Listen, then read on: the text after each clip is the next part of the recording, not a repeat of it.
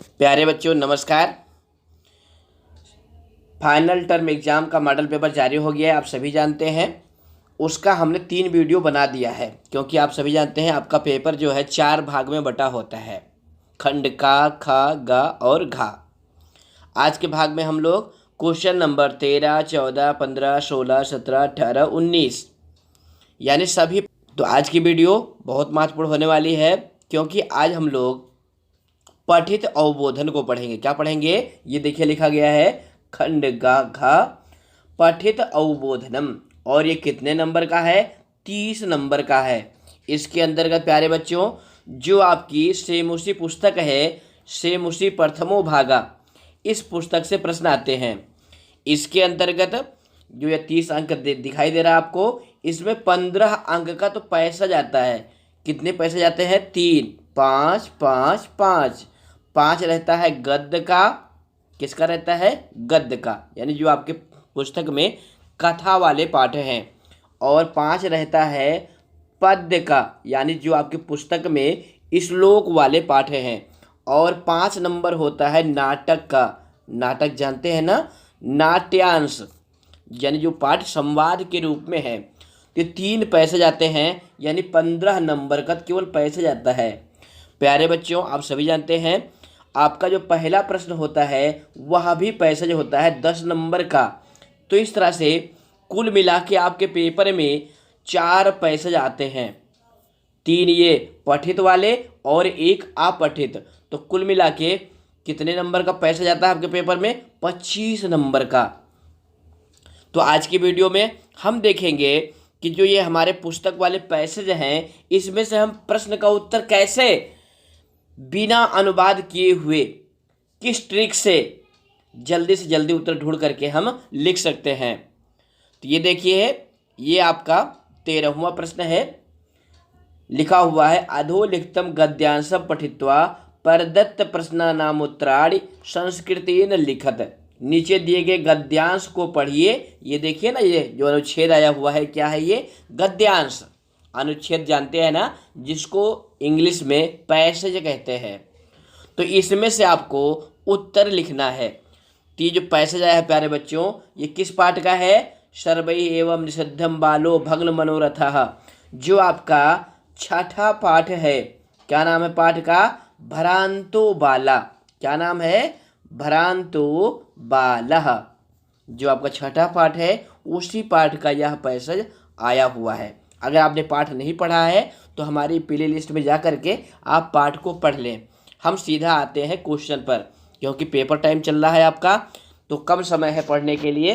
तो सीधा बिना पैसेज पढ़े हुए कैसे हम उत्तर ढूंढ सकते हैं ये आपको बताएंगे। तो देखिए, जो ये अनुच्छेद है इसमें से 3 टाइप के प्रश्न आते हैं, एक पदेन, पूर्ण वाक्येन और यथा निर्देशम। तो ये खंड आ के अंतर्गत एक पदेन उत्तरत केवलम प्रश्न द्वयम, केवल 2 प्रश्न करने हैं। और देखो बच्चों, ये कितने कितने नंबर के प्रश्न हैं? 1/2 का एक क्वेश्चन है, यानी 2 करेंगे तो आपको 1 नंबर मिलेगा। यहाँ पर देखिए लिखा गया है ना, 1/2 × 2 = 1। तो आइए देखते हैं। पहला प्रश्न है सर्वैः एवं निषिद्धः कः। अब इसका उत्तर ढूंढने के लिए बच्चों निषिद्धा को ढूंढिए, पैसेज में कहाँ आया हुआ है। तो देखिए पहली लाइन में ही मिल गया, सर्वैः एवं निषिद्धः बालो भग्न मनोरथः सन्। अब यहाँ पे पूछा जा रहा है सर्वैः एवं निषिद्धः कः, यानी सबके द्वारा इस प्रकार से कौन मना किया गया। कः मतलब कौन, तो ये क्या हो जाएगा? बालो। एक पद में लिखेंगे, क्या लिखेंगे? बालो। मान लो कोई विद्यार्थी है, कमजोर है संस्कृत में, वह एक पद में इसका उत्तर नहीं समझ पा रहा है कि बालो होगा, भग्न मनोरथा होगा, तो पूरी लाइन भी लिख सकता है, तब भी आपको नंबर मिल जाएगा। एक पद में क्या लिखेंगे? बालः। देखिए इस तरह से, यानी लिखेंगे प्रश्न नंबर 13 खंड आ, उसके बाद फर्स्ट, उसके बाद लिखेंगे बालः। इस तरह से उत्तर लिखना चाहिए। दूसरा प्रश्न है आपका अस्मिन् जगति प्रत्येकम कुत्र निमग्नो भवति। इस संसार में प्रत्येक व्यक्ति कहाँ मग्न है, कहाँ पर लगा हुआ है। अब निमग्नो भवति ढूंढिए पैसेज में कहाँ पर है। तो ये देखिए लिखा हुआ है कथम अस्मिन् जगति प्रत्येकम स्वाकार्ये निमग्नो भवति, यानी इसी लाइन में इसका उत्तर है। तो यहाँ पे देखिए लिखा हुआ कुत्र, कुत्र मतलब कहाँ पर, तो इसका उत्तर हो जाएगा स्वाकार्ये, यानी अपने काम में। इस संसार में सभी व्यक्ति अपने अपने काम में लगा हुआ है, तो इस तरह से लिखेंगे स्वाकार्ये। तीसरा प्रश्न प्यारे बच्चों आपका, बालः त्वरितम कुत्र अगच्छत, बालक जो है तुरंत कहाँ चला गया। अब मान लो आपको प्रश्न का ही अनुवाद नहीं आ रहा है, फिर आप क्या करेंगे, सीधा जो है ये लाइन ढूंढेंगे प्रश्न में कहाँ है, यानी अनुच्छेद में कहाँ पर है। तो ये देखिए लिखा हुआ है विचार त्वरितम पाठशालाम अगच्छत, तो बालक कहाँ चला गया, पाठशाला चला गया। तो किस तरह से लिखेंगे, देखिए इस तरह से लिखेंगे पाठशालाम। समझ में आ रहा है ना प्रश्न का उत्तर कैसे ढूंढ रहे हैं, पैसेज में ही आपको सारे उत्तर मिल जाएंगे, बस केवल स्मार्टनेस दिखाना है। इसके बाद बच्चों पूर्ण वाक्येन उत्तरत का प्रश्न होता है। देखिए क्या लिखा गया है, पूर्ण वाक्येन उत्तरत केवलम प्रश्न द्वयम, केवल 2 प्रश्न करने हैं। और ये महत्वपूर्ण है क्योंकि यहाँ पे देखिएगा 2 गुणे 1, यानी प्रत्येक प्रश्न 1 नंबर का है और 2 नंबर का ये प्रश्न है। तो पहला प्रश्न है किम विचार बालः त्वरितम पाठशालाम अगच्छत, क्या विचार करके बालक पाठशाला चला गया। अब ये लाइन ढूंढिए पैसेज में कहाँ पर है, अगर आप इसका अर्थ नहीं जानते हैं तो ये लाइन ढूंढिए पैसेज में कहाँ पर है। तो देखिए ये लिखा हुआ है अथ शोचितम अहम अपि करोमि इति विचार त्वरितम पाठशालाम अगच्छत। अब इसी लाइन में इसका उत्तर मिल गया। अगर आपको नहीं समझ में आ रहा है तो यहाँ से यहाँ तक लिख देंगे ना, तब भी आपको नंबर मिल जाएगा। और इसको और अच्छा से लिखना चाहते हैं तो इस तरह से लिखेंगे, किस तरह से, अथ शोषितम अहम अपि करोमि इति विचार बालः त्वरितम पाठशालाम अगच्छत। अब यहाँ बालः जो है हमने प्रश्न वाले वाक्य से जोड़ा है, क्योंकि देखिए यहाँ पे जो अनुच्छेद में आया हुआ है यहाँ बालः नहीं लिखा गया है, लेकिन यहाँ प्रश्न में बालः लिखा हुआ है, इसलिए बालः को जोड़ करके हम पूरा उत्तर लिखेंगे। देख रहे हैं ना, उत्तर ढूंढना कितना आसान है। अगला प्रश्न है सह विद्या व्यसनी भूत्वा किम अलभत, वह विद्या व्यसनी होकर के क्या प्राप्त किया। अब किम अलभत ये क्रियापद है, इसका ढूंढिए कहाँ पे है। ये देखिए अंतिम लाइन में लिखा हुआ है सह विद्या व्यसनी भूत्वा महतीम वैदुषीम प्रथाम संपदम चा अलभत, वह विद्या व्यसनी होकर के, विद्या व्यसनी का क्या अर्थ होता है कि वो बिल्कुल पढ़ाई में लग गया और उससे उसको क्या प्राप्त हुआ, महतीम वैदुषीम, यानी बड़ी विद्वता प्राप्त हुई और ढेर सारा धन प्राप्त किया। क्योंकि जब आपके पास ज्ञान रहेगा प्यारे बच्चों तभी धन प्राप्त कर सकते हैं। तो इसका उत्तर इस तरह से लिखेंगे सह विद्या व्यसनी भूत्वा महतीम वैदुषीम प्रथाम संपदम चा अलभत, यानी जो ये लाइन है इसको ऐसे ऐसे लिख लेंगे। इसके बाद आपका अगला प्रश्न है बालः भग्न मनोरथ किम अचिंतयत, यानी टूटे हुए मनोरथ वाला बालक ने क्या सोचा। अब देखिए भग्न मनोरथ आ गया, अचिंतयत आ गया, तो ये पहली लाइन में लिखा हुआ है बालो भग्न मनोरथ सन कथम अस्मिन् जगति प्रत्येके स्वकार्ये निमग्नो भवति। ये लाइन यहाँ से लेकर के यहाँ तक लिखेंगे। तो इसको इस तरह से लिखेंगे, देखिए बालः अचिंतयत, बालक ने सोचा, क्या सोचा, कथम अस्मिन् जगति, कैसे इस संसार में, प्रत्येकम स्वकार्ये निमग्नो भवति, प्रत्येक व्यक्ति अपने अपने काम में लगा हुआ है। इसके बाद प्यारे बच्चों जो ये तीसरा प्रश्न होता है, देखिए क्या लिखा गया है यथा निर्देशम उत्तरत, निर्देश के अनुसार, यानी हर प्रश्न में अलग अलग निर्देश है उसके अनुसार उत्तर देना है। ये थोड़ा वीआईपी प्रश्न होता है, अच्छा प्रश्न होता है, इसका उत्तर आपको थोड़ा चिंतन मनन करने के बाद ही आएगा। और इसमें भी आपको 2 करने हैं और ये भी 2 नंबर का है। पहला है अनुचितम इत पदस्य विपरीत अर्थकम पदम अनुच्छेदा चित्वा लिखत। इस तरह के प्रश्न बच्चों क्या करना होता है, पर्याय पद या विलोम पद आपको चुनना होता है या कर्ता क्रिया का चयन करना होता है। तो देखिए पहले प्रश्न में क्या लिखा गया है अनुचितम, इसका आपको विपरीत अर्थक यानी विलोम पद चुनना है। अब विलोम पद कहाँ मिलेगा, इस अनुच्छेद में मिलेगा, इस पैसेज में मिलेगा। तो अनुचितम माने होता है उचित नहीं, तो इसका विलोम क्या हो जाएगा, उचितम। तो देखिए उचितम कहाँ आया हुआ है, ये यहाँ पे लिखा हुआ है स्वाउचितम। तो इसका जो विलोम पद लिखेंगे प्यारे बच्चों, इस तरह से लिखेंगे उचितम। देख रहे हैं ना कैसे लिखेंगे, उचितम। अब इसका उत्तर आपको लिखने के लिए क्या करना है, फर्स्ट लिखना है, ब्रैकेट लगाना है, उसके बाद उचितम लिख देना है, बस इतना ही तो करना है ना आसान। उसके बाद सेकंड है अथ स्वाउचितम अहम अपि करोमि। अत्र करोमि इत क्रियापदस्य कर्तृपदम किम, यानी इस क्रियापद का कर्तृपद, कर्तृपद जानते हैं ना क्या होता है, जिसको इंग्लिश में सब्जेक्ट कहते हैं। अब सब्जेक्ट बच्चे सब जानते हैं, कर्तृपद कहते हैं कर्तृपद क्या है, कर्तृपद क्या होता है बच्चों, सब्जेक्ट। तो इसमें इस वाक्य में सब्जेक्ट आपको बताना है, क्रिया क्या है, करोमि। तो यहाँ पर ध्यान दो बच्चों, जो ये करोमि है ये उत्तम पुरुष एक वचन की क्रिया है। किस पुरुष की है, उत्तम पुरुष एक वचन की। अब इस वाक्य में इसका कर्ता क्या आया हुआ है, अहम। इस तरह से लिखेंगे, देखिए ना लिखा हुआ है अहम अपि, यहाँ पे देखो ना लिखा हुआ अहम अपि, तो इसका कर्ता है अहम। अहम माने क्या होता है, मैं। अहम माने क्या होता है, मैं, जिसको आप इंग्लिश में क्या कहते हैं, आई। जैसे I am a boy, I am a girl, तो वैसे अहम ये जो है सब्जेक्ट है इस वाक्य में। उसके बाद थर्ड प्रश्न है संसारे इत अर्थम किम पदम अनुच्छेदे प्रयुक्तम। संसारे इस अर्थ में कौन सा पद अनुच्छेद में आया हुआ है। तो संसारे का क्या अर्थ होगा, संसार में। तो इस अर्थ में कौन सा पद आया हुआ है, यानी इसका पर्याय पद आपको अनुच्छेद में ढूंढना है, यानी पैसेज में ढूंढना है। तो इसके लिए आया है बच्चों जगत। ये देखिए यहाँ पे लिखा हुआ है जगति।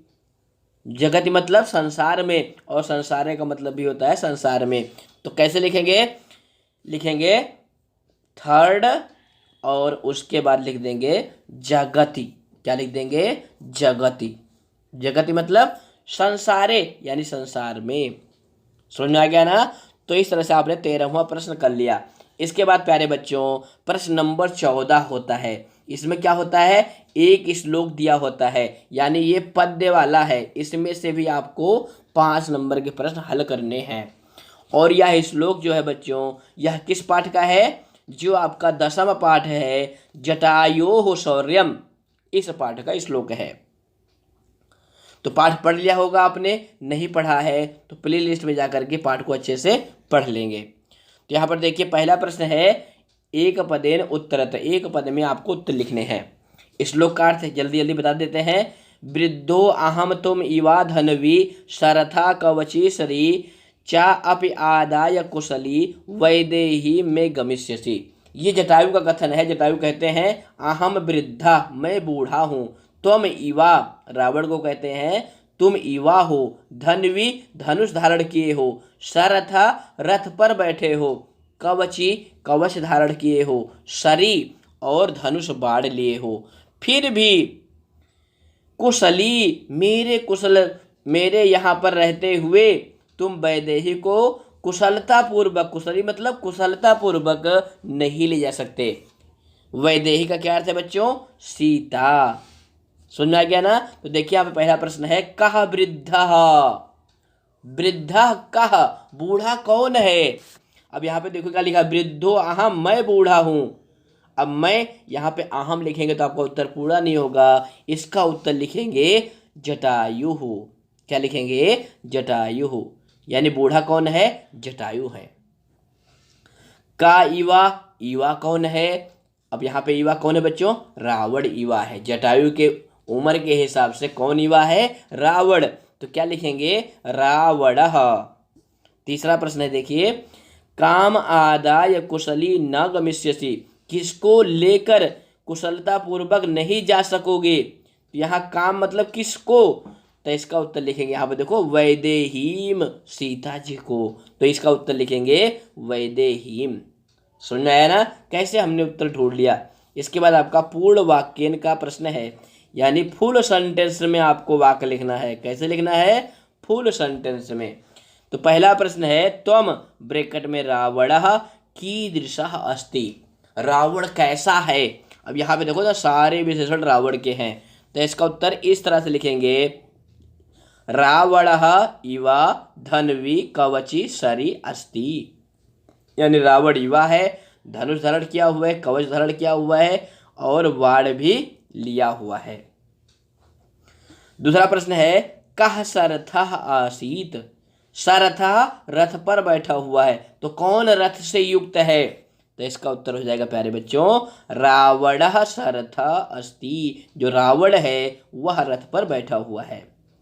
तीसरा प्रश्न है, वैदेहीम आदाय रावणः कीदृशा न गमिष्यति, वैदेही अर्थात सीता जी को लेकर रावण कैसे नहीं जा पाएगा, तो इसका उत्तर देखिए ना, ये श्लोक के अंतिम लाइन में लिखा हुआ है, आदाय कुशली वैदेहीम में गमिष्यसि, तो इसका उत्तर इस तरह से लिखेंगे, वैदेहीम आदाय रावणः कुशली न गमिष्यसि, कुशली मतलब ठीक ठीक, जटायु कह रहा है जब तक मैं जीवित हूँ तुम सीता जी को ठीक ठीक नहीं ले जा सकते, यानी आपको ले जाने के लिए पहले हमसे युद्ध करना होगा। इसके बाद बच्चों इस प्रश्न में भी साखंड के अंतर्गत यथा निर्देशम उत्तरत का प्रश्न है। देखिए लिखा गया है फर्स्ट में, सीता इत पदस्य पर्याय पदम श्लोकात चित्वा लिखत, यानी सीता का पर्याय पद, पर्याय मतलब समान अर्थ वाला, यानी सीता के अर्थ में श्लोक में कौन सा पद आया हुआ है वह आपको चित्वा मतलब चुन करके, यानी जो श्लोक है इसमें से सीता का पर्याय वाला पद चुन करके लिखना है। तो सीता के लिए यहाँ पे क्या आया है, वैदेहीम। अब ये जो वैदेहीम है बच्चों ये द्वितीया विभक्ति में है और यहाँ पे सीता जो है प्रथमा विभक्ति में है, तो आपको जो यहाँ पे बिंदु लगा हुआ ना वैदेही में, इसको हटा देना है। तो कैसे लिखेंगे फर्स्ट का उत्तर, इसका उत्तर लिखेंगे वैदेही, क्या लिखेंगे, वैदेही, वैदेही मतलब सीता। सुना है ना कैसे लिखेंगे, खाली बिंदु ही हटाना था, बस उत्तर आपका कंप्लीट हो गया। दूसरा प्रश्न है, वृद्धा अहम, मैं बूढ़ा हूँ, अत्र विशेष पदम किम, विशेष जानते हैं ना, विशेष पद क्या होते हैं, नाउन या प्रोनाउन, और विशेषण क्या होते हैं, एडजेक्टिव। तो यहाँ पे दो पद है, देखिए ना यहाँ पे इन्वर्टेड कामा में लिखे गए हैं, इन्हीं दोनों में से आपको विशेष पद चुनना है। तो प्यारे बच्चों देखिए यहाँ पे वृद्धा जो है, वृद्धा क्या है, विशेषण है, वृद्धा क्या है, विशेषण है। तो यहाँ पे विशेष पद क्या हो जाएगा, अहम, अहम क्या हो जाएगा, विशेष। तो इसका उत्तर लिखेंगे प्यारे बच्चों, लिखेंगे सेकंड, उसके बाद लिखेंगे अहम। अहम कैसा पद है, विशेष पद है, विशेष मतलब जो जिसकी विशेषता बतलाई जा रही है। तो अहम वृद्धा, तो यहाँ पे वृद्धा क्या है, विशेषण है, अहम जो है विशेष है। समझ गए, बहुत अच्छे। उसके बाद देखिए, अत्र त्वम इत क्रियापदस्य कर्तृपदम किम। अब यहाँ पे बच्चों प्रश्न बनाने वालों ने थोड़ा मिस्टेक की है, क्योंकि यहाँ पे कर्ता दिया गया है, यहाँ पे लिखना चाहिए था क्रियापदम किम, तो त्वम का क्रियापद हो जाएगा गमिष्यसि। ये देखो ना क्रियापद आया हुआ है गमिष्यसि, यह क्रियापद है और तुम जो है कर्ता पद है, तो इसका उत्तर हो जाएगा गमिष्यसि। इस तरह से आपने 14वां प्रश्न भी हल कर लिया। अब इसके बाद 15वें प्रश्न के रूप में, यानी प्रश्न नंबर 15 के रूप में नाट्यांश का अनुच्छेद आता है, यानी नाट्यांश वाला पैसेज आता है। कौन सा पैसेज, नाट्यांश का। अब ये जो अनुच्छेद आया है बच्चों, देखिए ना, चंदन मिल गई, मल्लिका मिल गई, चंदन मिल गई, मल्लिका मिल गई। अब ये चंदन और मल्लिका किस पाठ में है, जो आपका तीसरा पाठ है, गोदोहनम। कौन सा पाठ है, गोदोहनम, उस पाठ का ये पैसेज आया हुआ है। लेकिन बच्चों ये तो आपका मॉडल पेपर है, फाइनल पेपर में आपके जो सिकता सेतु है उसमें से पैसेज आएगा, क्योंकि सिकता सेतु भी नाट्यांश है। तो सिकता सेतु पाठ को भी पहले लिस्ट में जा करके अच्छे से पढ़ लेंगे। तो यहाँ पर देखिए, एक पदेन उत्तरत, एक पद में उत्तर देना है। पहला प्रश्न है, कः मोदकम गृहीतुम इच्छति, कौन लड्डू ग्रहण करना चाह रहा था। तो यहाँ पर देखिए गृहीतुम इच्छति, तो देखिए अनुच्छेद में कहाँ आया हुआ है, ये देखिए ना, मोदकम गृहीतुम इच्छति। अब ये कौन किसके वाक्य में आया है? चंदन के वाक्य में आया है। देखो बच्चों, जो ये नाटक होता है ना, नाटक के बारे में दो तीन बातें समझ लो तो आपके लिए आसान हो जाएगा। जो ये कथन, ये मोटे मोटे जो लिखे होते हैं नाम, इनकी आगे जो ये बात लिखी गई है ना, इसको इन्होंने ही कहा है। यानी इस वाक्य के वक्ता यानी बोलने वाले, नाटक कहाँ होता है? मंच पर होता है ना। तो जो माइक में बोलता है, अब जैसे देखो ना, ये वाक्य कौन बोला है? चंदना। चंदन कहता है आहा सुगंधस्तु मनोहरा, तो यहाँ से यहाँ तक ये जो पूरा वाक्य है, इसको चंदन ने कहा है। यहाँ पे पूछ रहा है कहा मोदकम गृहीतुम इच्छति, लड्डू कौन लेना चाह रहा था? तो कौन लेना चाह रहा था? चंदनः। तो इसका उत्तर लिखेंगे चंदनः। दूसरा प्रश्न है सा क्रोधम का वदति, गुस्से में कौन बोलता है या कौन बोलती है? गुस्से में कौन बोलती है? तो ये देखिए ना, मल्लिका के कथन में आया हुआ सा क्रोधम, क्रोध पूर्वक कहती है। तो गुस्से में कौन बोल रही है? तो इसका उत्तर हो जाएगा मल्लिका। अब मल्लिका को गुस्सा क्यों आया था? पाठ में पढ़ा है ना आपने कि वो लड्डू बना रही थी, चंदन लड्डू खाने जा रहा था, इसलिए मल्लिका को गुस्सा आया। उसके बाद पूछा जा रहा है कानि पूजा निमित्तानि सन्ति, कौन पूजा के लिए हैं? तो यहाँ पर देखिए बच्चों, मल्लिका के कथन में लिखा गया है मोदकानि पूजा निमित्तानि सन्ति। ये देखिए ना, मल्लिका के कथन में आया हुआ है, तो मोदकानि, इसका उत्तर क्या हो जाएगा? मोदकानि। तो इस तरह से लिखेंगे मोदकानि। समझ में आया ना? कितना आसान है पैसेज से उत्तर ढूंढना। इसके बाद बच्चों पूर्ण वाक्य का प्रश्न है। यहाँ पर देखिए ना, लिखा गया पूर्ण वाक्य उत्तरत, पूर्ण वाक्य में उत्तर लिखिए। पहला प्रश्न है मल्लिका सा क्रोधम किम वदति, मल्लिका ने गुस्से में क्या कहा? तो ये देखिए ना, मल्लिका का कथन है, यहाँ से यहाँ तक बस ऐसे लिख दो। तो कैसे लिखेंगे? देखिए मल्लिका वदति, मल्लिका ने कहा बिरम बिरम, रुक जा, माँ स्पृशेतान मोदकानि, इन लड्डुओं को मत छू। उसके बाद आपका दूसरा प्रश्न है केसाम सुगंधा मनोहरा, किसकी सुगंध मनोहर है? अब ये थोड़ा सा घुमाने वाला प्रश्न है, यानी जो इसका उत्तर है प्यारे बच्चों, सीधा सीधा आपको पैसेज में नहीं मिलेगा। यहाँ पे आया हुआ केसाम सुगंधा मनोहरा, किसकी सुगंध मनोहर है? तो यहाँ देखो ना, चंदन के कथन में आया सुगंधस्तु मनोहरा, और फिर कहता है आये मोदकानि रच्यन्ते, अरे लड्डू बनाए जा रहे हैं। तो किसकी खुशबू आ रही थी? लड्डू की खुशबू आ रही थी। तो इसका उत्तर बच्चों इस तरह से लिखेंगे मोदका नाम सुगंध मनोहरा। अब यहाँ मोदका नाम में षष्ठी विभक्ति का बहुवचन है। क्यों? क्योंकि जो प्रश्न बोधक पद है केसाम, इसमें भी षष्ठी विभक्ति है। समझ में आ रहा है ना कैसे करना है? बहुत अच्छे। इसके बाद आपका अगला प्रश्न है चंदनः किम नियंत्रयितुम अक्षमः अस्ति, चंदन जो है किस पर कंट्रोल रखने में असमर्थ था? यहाँ पर देखिए चंदन के कथन में आया हुआ है अहम जिह्वा लोलुप्ताम नियंत्रयितुम अक्षमः अस्मि।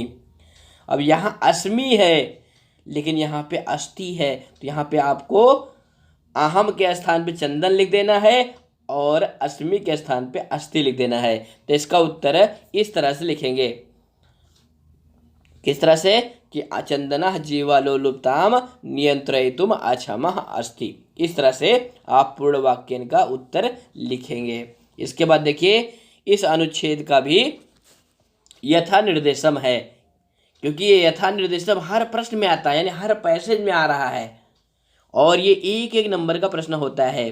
तो पहला प्रश्न है क्रुद्धः इत पदस्य विपरीतार्थकम पदम संवादात चित्वा लिखत। क्रुद्धा का विपरीत अर्थ यानी विलोम पद, तो क्या आया हुआ है? देखिए यहाँ पे प्रसन्न, क्योंकि क्रुद्धा मतलब गुस्से में, तो इसका विपरीत पद क्या हो जाएगा बच्चों? क्रुद्धा का हो जाएगा प्रसन्न। क्या हो जाएगा? प्रसन्न। प्रसन्न मतलब प्रसन्न, और क्रुद्धा मतलब गुस्से में। तो प्रसन्न कहाँ आया हुआ? ये देखिए यहाँ पे आया हुआ है। समझ में आ गया ना? बहुत अच्छे। अगला प्रश्न है ना जानासि त्वमिदम, अत्र जानासि इत क्रियापदस्य कर्तृपदम किम, इस क्रियापद का कर्ता पद क्या है। यानी यहाँ पे क्रियापद क्या है, जानासी। अब जानासी मतलब सी आ गया, यानी पठसी लिखसी, यानी इसका कर्ता क्या होगा, त्वम। अब त्वम कहाँ है, देखिए इस वाक्य में, ये देखिए यहाँ त्वम इदम में छिपा हुआ है। तो लिखेंगे साखंड लिखेंगे, उसके बाद सेकंड लिखेंगे, फिर उसके बाद लिखेंगे कर्तृपदम। क्या लिखेंगे, कर्तृपदम। फिर उसके बाद उत्तर लिखेंगे त्वम। इस तरह से उत्तर लिखना चाहिए, तब आपको पूरे पूरे नंबर प्राप्त होंगे। इसका उत्तर हो जाएगा त्वम, यानी जो इसका जाना से करता है वो क्या हो जाएगा, त्वम। समझ गए ना। उसके बाद थर्ड है सुगंधस्तु मनोहरा अत्र विशेष पदम किम, इसमें विशेष पद कौन सा है। तो यहाँ पर देखिए दो है ना, सुगंधा और मनोहरा। तो यहाँ पे देखो बच्चों, जो सुगंधा है वह विशेष पद है और मनोहरा विशेषण पद है। तो लिखेंगे थर्ड और फिर विशेष पदम लिखेंगे, फिर लिख देंगे मनोहरा। यहाँ पे देखो ना, मनोहरा विशेषण है, तो इसका उत्तर हो जाएगा सुगंधा। क्या हो जाएगा, सुगंधा। इस तरह से लिखेंगे, तब आप पूरे अंक प्राप्त करेंगे। तो इस तरह से बच्चों आपने 5-5 नंबर वाले 3 पैसेज हल कर लिए, यानी 15 नंबर आपने 15 नंबर वाले प्रश्न कर लिए। अब इसके बाद देखिए प्रश्न नंबर 16 के रूप में वीवीआईपी प्रश्न होता है, ये कठिन प्रश्न होता है, प्रश्न निर्माण का प्रश्न होता है। किसका प्रश्न होता है, प्रश्न निर्माण का। यहाँ पर देखो लिखा हुआ है रेखांकित पदान आधारित प्रश्न निर्माणम कुरुत, रेखांकित पद का आधार बना करके प्रश्न निर्माण करिए। अब देखिए ना, हर वाक्य में एक पद रेखांकित है, उसको आधार बनाना है और प्रश्न बनाना है। क्या करना है, प्रश्न बनाना है। तो प्रश्न बनाने के लिए आपको किम शब्द का तीनों लिंगों में रूप याद होना चाहिए।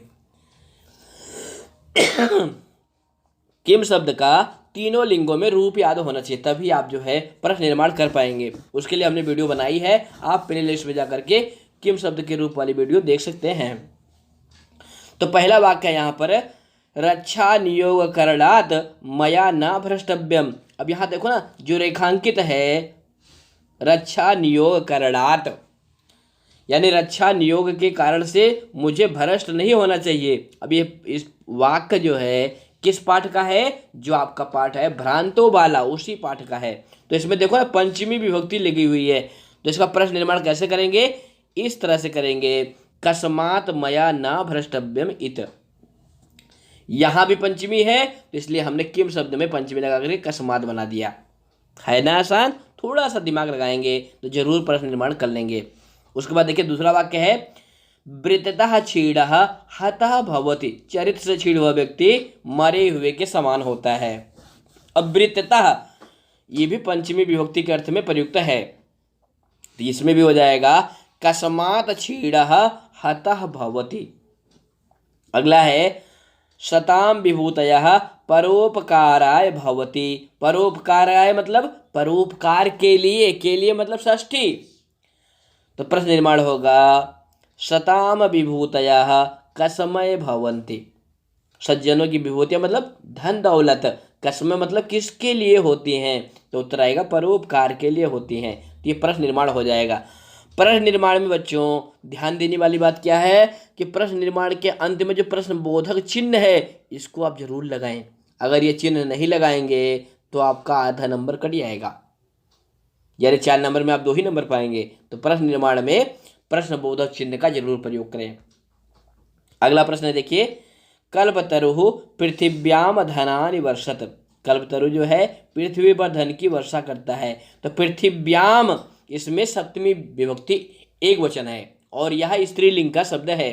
तो क्या प्रश्न निर्माण होगा, कल्पतरु कस्याम या कुत्र धनानि अवर्षत। अब यहाँ कस्याम और कुत्र दोनों लिखे गए हैं, दोनों में से कोई आप एक लिख सकते हैं, यानी जो कल्पतरु है वो कहाँ पर धन की वर्षा करता था।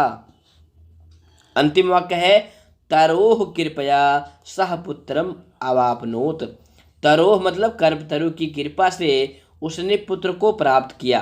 तो तरोह मतलब वृक्ष की मतलब षष्ठी। तो क्या प्रश्न बनेगा, कस्य कृपया सह पुत्रम अप्राप्नोत, यानी यहाँ भी षष्ठी है तो यहाँ भी किम शब्द का षष्ठी का रूप पुल्लिंग का यहाँ पे लगा दिया गया। इस तरह से प्रश्न निर्माण करेंगे तो आप 4 में से 4 अंक प्राप्त करने में सफल होंगे। इसके बाद बच्चों प्रश्न नंबर 17 के रूप में अन्वय लेखन का होता है। किसका होता है? अन्वय का।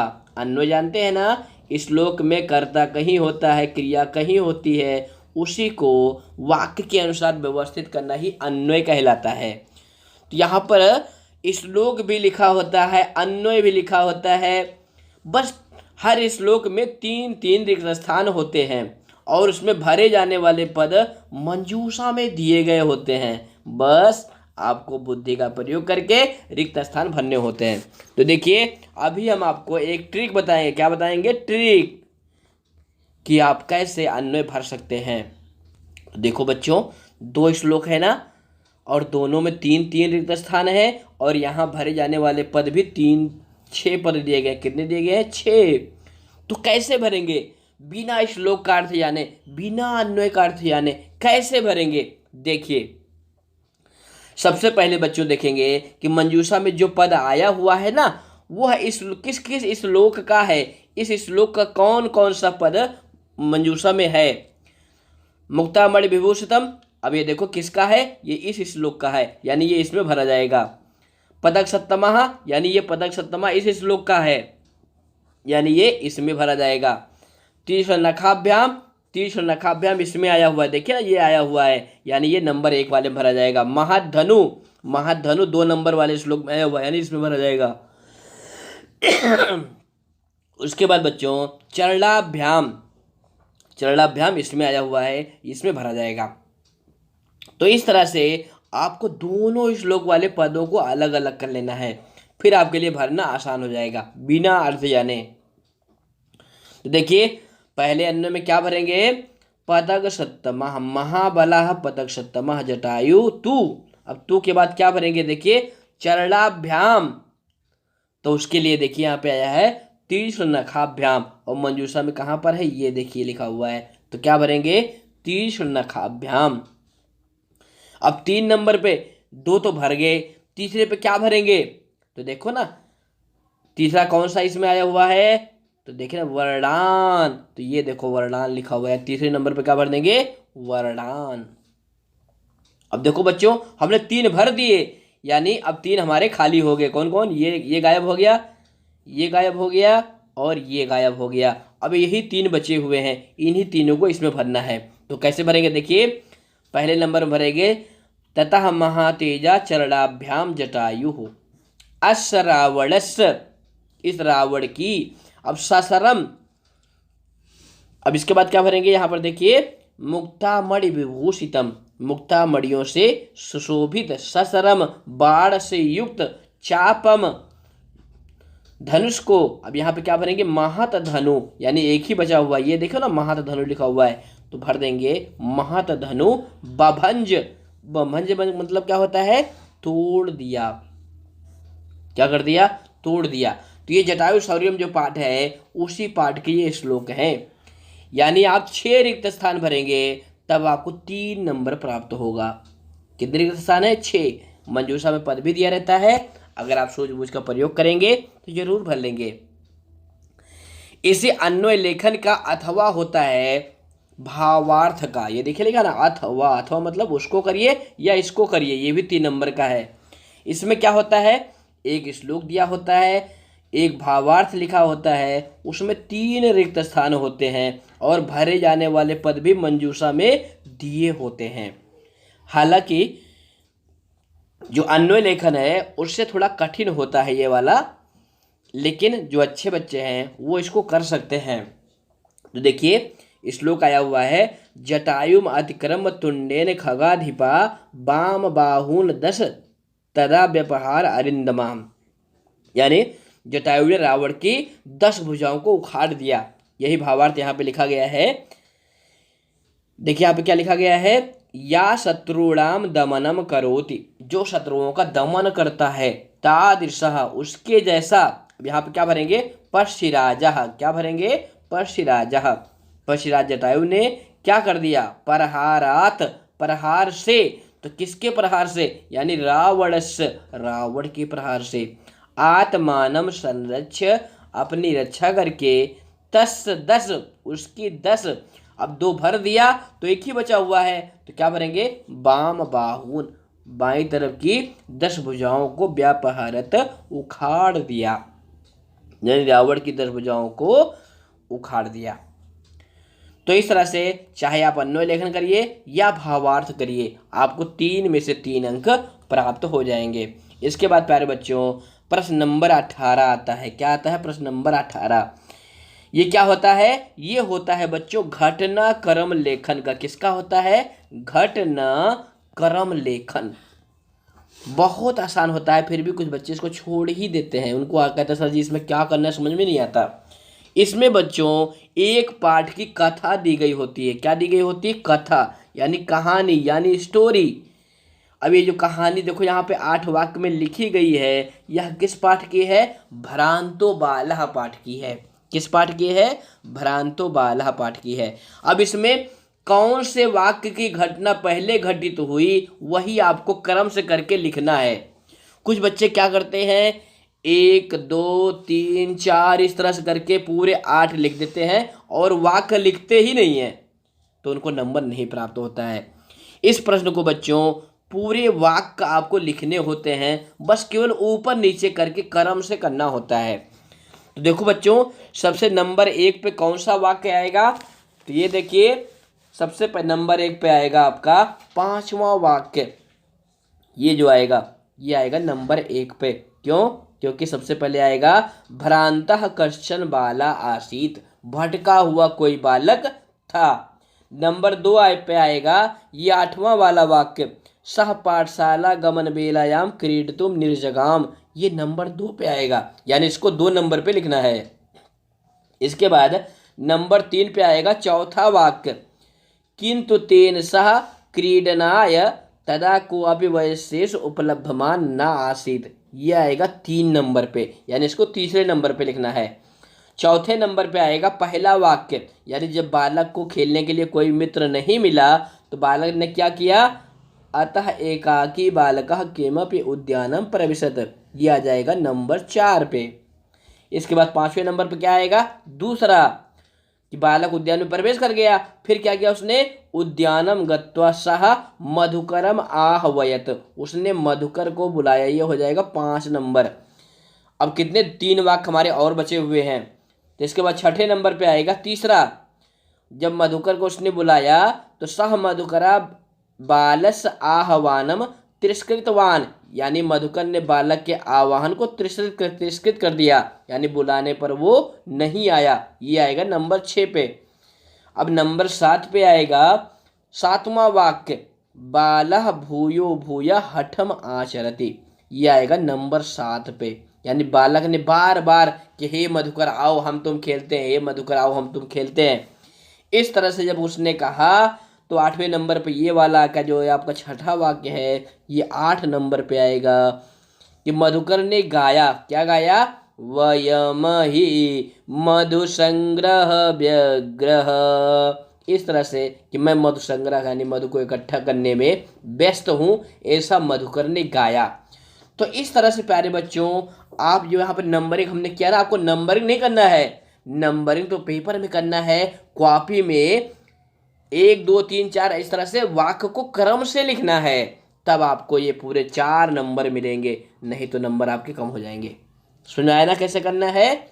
उसके बाद प्यारे बच्चों आपका 19 नंबर का प्रश्न है, देखिए यहाँ पे बहुविकल्प के रूप में लिखा गया है, रेखांकित पदान आधृत, यानी जो हर वाक्य में पद रेखांकित हैं उसका प्रसंग अनुसारम अर्थ चयनम, यानी वह जो पद आया हुआ है उसका प्रसंग के अनुसार क्या अर्थ है। आप जानते हैं ना कि हर पाठ में शब्दार्थ लिखा होता है, क्या लिखा होता है, शब्दार्थ, तो ये शब्दार्थ वाला प्रश्न है।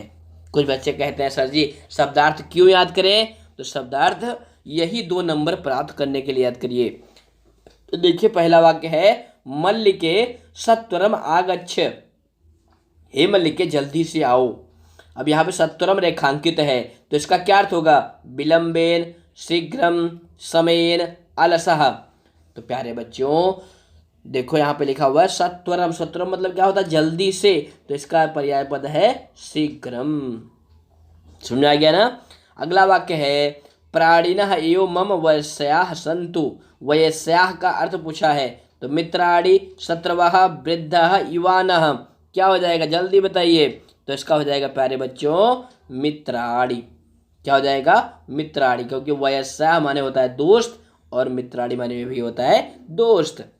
समझ आ गया? चलिए तीसरा देखिए, स्वादून भक्ष कवलान ते दास्यामि। मैं तुम्हें स्वादिष्ट भोजन खाने के लिए दूंगा। तो स्वादून का अर्थ क्या होगा? तिक्तान तीखा, स्वादिष्टान मीठा, कसायुक्तान कसैला और लावणिकान यानी नमकीन। तो यहाँ पे बच्चों स्वादून का अर्थ हो जाएगा स्वादिष्टानि। उसके बाद चौथा है प्रीतो बालः तम इत्थम संबोधयत। अब प्रीतो बालः, तो प्रीतो का क्या अर्थ हो जाएगा? खिन्नः, लुब्धः, निर्दयी, प्रसन्नः। तो प्रीतो माने होता है बच्चों प्रसन्नः। तो आपका ये चौथा विकल्प सही हो जाएगा। तो ये तो 19 नंबर का प्रश्न हो गया। देखो ना का लिखा हुआ यहाँ पे, का मतलब इसके बाद खा भी है। ये देखिए खा, ये इसमें क्या लिखा गया है? अधोलिखिता नाम शब्दानां पर्याय पदेन सह मेलनम कुरुतो। इसमें मिलान करने वाला प्रश्न है। किसके साथ मिलाना है? पर्याय पद। पर्याय मतलब जानते हैं ना, समान अर्थ वाले, जिसको आप पर्यायवाची कहते हैं, यानी समान अर्थ वाला। तो मिलाना है, तो कैसे मिलाएंगे? देखिए इस तरह से मिलाएंगे इसको। अक्षमः, अक्षमः का क्या अर्थ हो जाएगा? असमर्थः। क्या हो जाएगा? असमर्थः। मनोहरा का हो जाएगा आकर्षकः। दुहिता का हो जाएगा श्रुता, बिल्कुल सामने है। और सुमनम का हो जाएगा कुसुमम। इस तरह से बच्चों मिलान करेंगे तो आप 2 अंक प्राप्त करने में सफल होंगे। तो प्यारे बच्चों प्लीज़ अगर नए हैं और अभी तक चैनल को सब्सक्राइब नहीं किया है तो सब्सक्राइब कर लें, क्योंकि हम आपको 10वीं में भी मॉडल पेपर उपलब्ध कराते रहेंगे, 9वीं में भी आपको और महत्वपूर्ण वीडियो उपलब्ध कराते रहेंगे, क्वेश्चन बैंक आपके लिए लाते रहेंगे। तो फिर मिलेंगे। नमो नमः, धन्यवादः।